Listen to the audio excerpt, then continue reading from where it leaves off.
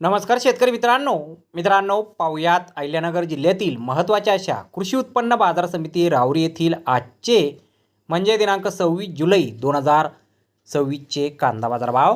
मित्रांनो, आज राहुरी येथे गावरान कांद्याच्या एकूण 15,624 कांदा गोण्यांची आवक ही दाखल झाली होती। त्यामध्ये काही सुपर लॉटला 2,600 रुपयांपासून 2,700 रुपये क्विंटलपर्यंत बाजारभाव मिळाला आहे, तर एक नंबर क्वालिटीचा कांदा 2,005 रुपयांपासून 2,500 रुपये क्विंटलपर्यंत विकला आहे।